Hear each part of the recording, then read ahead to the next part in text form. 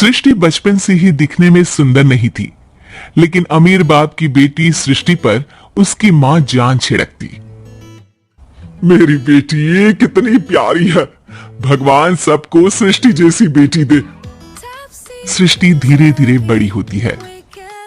एक दिन सृष्टि की सहेली कहती है, तू दिखने में कितनी अजीब सी है, लेकिन मैं जानती हूँ हम सब में सबसे अच्छी शादी तो तेरी ही होगी। तेरे पापा अमीर जो है। अरे बता नहीं सकते यार, दहेज तो हर कोई देता है, ये क्या ज्यादा ले जाएगी अपने पति के लिए? अरे बड़े शहर में कोठी है इसके पापा की। अरे पापा की है ना, कौन सी इसकी है? इसकी होती तब तो कोई भी लड़का इससे शादी कर लेता। अरे पापा की मतलब पापा की है तो मेरी ही है ना? किसने कहा? अब तेरी तो तब होगी ना जब तेरा भाई ना हो। वैसे भी शादी के बाद सारी प्रॉपर्टी भाई के नाम होती है। सृष्टि समझ जाती है कि उसे किसी भी हालत में माँ बाप की सारी प्रॉपर्टी को अपने नाम करना है, लेकिन कैसे? को समझ में आ जाता है कि भाई की शादी होते ही भाभी उसे एक दिन भी घर में बर्दाश्त नहीं करेगी। क्या बात है भाई, बताना कौन है वो? यार वो बहुत अच्छी लड़की है, पढ़ी लिखी है, मेरे साथ जॉब भी करती है, बस एक प्रॉब्लम है। प्रॉब्लम? क्या प्रॉब्लम है भाई? यार वो शादीशुदा है, लेकिन उसके पति ने उसे सिर्फ इसलिए छोड़ दिया क्योंकि उसके माँ बाप दहेज नहीं दे पाए। सृष्टि ये सुनकर न जाने क्यों खुश हो जाती है। अरे भाई तो क्या हुआ, लड़की तुझे तो पसंद है ना? शीनू को लगता है कि बहन उसे समझ रही है। वो इस बात से अनजान होता है कि उसकी बहन की मंशा पूरा है। ये क्या हो गया? मैं सोसाइटी में क्या मुंह दिखाऊंगी? अरे तेरे पापा तो यही कहेंगे कि मैंने ही उसे बिगाड़ दिया है। माँ देखो, मेरी बात मानो, पापा पर भी विश्वास करने की जरूरत नहीं है। अब आप ही बताओ, पापा इतनी देर घर के बाहर रहते हैं क्यों? बोलो। अरे बेटा वो तो नौकरी करते हैं ना। तू बहुत भोली है माँ, पापा का ऑफिस तो 7 बजे खत्म हो जाता है, लेकिन देखो कितनी देर से आते हैं। अरे नहीं बेटा, ऐसी कोई बात नहीं है। सृष्टि माँ को एक औरत से बात करते पिता की फोटो दिखाती है। देखो माँ, कैसे हैं पापा? मैं ना कहती थी कि पापा सही नहीं है। मैं तेरे पापा से बात करूंगी, दे फोटो मुझे। ओ माँ, वो तो डिलीट हो गई। लेकिन चल, तूने तो देख लिया ना, पापा से बाद में बात कर लेना। और हाँ, मेरा नाम बिल्कुल मत लेना। हाँ माँ। अब क्या था, सृष्टि के माँ और पिता के बीच झगड़ा होना शुरू हो जाता है। सृष्टि के मन में क्या चल रहा था कोई नहीं जानता था। एक दिन माँ, सृष्टि के लिए एक लड़का देखा है, वो लोग शाम को उसे देखने आने वाले हैं। और हाँ माँ, एक खुशखबरी, मैं और पापा मिलकर एक नया बिजनेस ट्राई कर रहे हैं। शाम को लड़का आता है, सांवले रंग का। सृष्टि को तो बिल्कुल भी पसंद नहीं आता।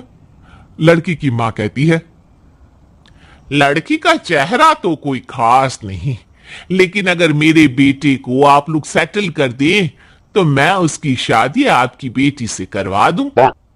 सृष्टि को लड़का बिल्कुल पसंद नहीं था। उसे भाई पर गुस्सा आ जाता है। लड़के वालों के जाने की बात कहती है, माँ देखा, शीनू मेरे लिए कैसा लड़का लेकर आया, न दिखाने लायक न सुनने लायक, सेटल भी नहीं, वो भी हम करे। अरे माँ, मैं जानती हूँ ये मेरी शादी किसी भी घर में क्यों करवाना चाहता है। अरे कैसी बात कर रही है बहन? तूने तो देखा ना, लड़के को मैंने ही मना कर दिया तुझसे शादी के लिए। जिसने लड़का बताया था उसने उसकी बहुत तारीफ की थी। बात आई गई हो जाती है, लेकिन सृष्टि का मन शांत नहीं होता। क्या करूं, कुछ समझ में नहीं आ रहा। मेरी शादी हो गई तो ये लोग पूरी प्रॉपर्टी शीनू के नाम कर देंगे, मेरे हाथ तो कुछ लगेगा ही नहीं। तभी सृष्टि को आइडिया आता है। वो किसी वकील को फोन करती है। जी देखिए, अगर आपके मम्मी पापा का तलाक हो जाता है तो आपके पिता की आधी प्रॉपर्टी आपकी माँ के नाम हो जाएगी, फिर उसे वो किसी को भी दे सकती है। सृष्टि अब माँ को बेटे के खिलाफ भरती है। माँ, शीनू पर नजर रखा करो। वो जिस लड़की के प्यार में है ना, वो शादीशुदा है। यहां आएगी, सारा पैसा, रुपया, जमीन, जायदाद सब हड़प लेगी। पापा का भी हाल तुमसे छुपा नहीं है।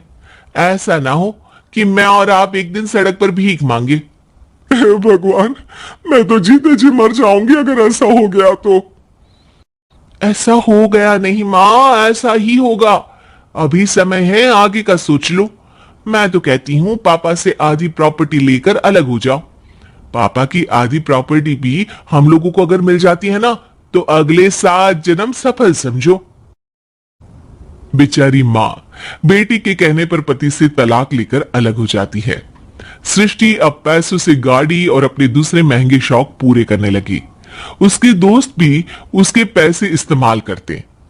सृष्टि, कल तुम कहां थी? मैं सारा दिन घर पर अकेली थी। तो मैं क्या करूं? मैंने ठेका तो नहीं लिया है ना तुम्हें संभालने का। मां को सृष्टि से ये उम्मीद नहीं थी। वो बैठकर रोने लगती है। वहीं उसका पति यानी कि सृष्टि के पिता आ जाते हैं।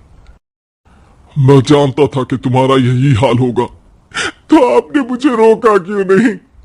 मैं रोकता तो तुम रुकती क्या? सृष्टि के कहने पर तुमने मुझ पर अपने बेटे पर शक किया, लेकिन तुम ये भूल गई कि कैसे हम दोनों ने मिलकर जीवन में इतना सब खड़ा किया। मां पति के गले लग जाती है। मुझे माफ कर दीजिए, मैंने आपकी कमाई का एक बड़ा हिस्सा गवा दिया।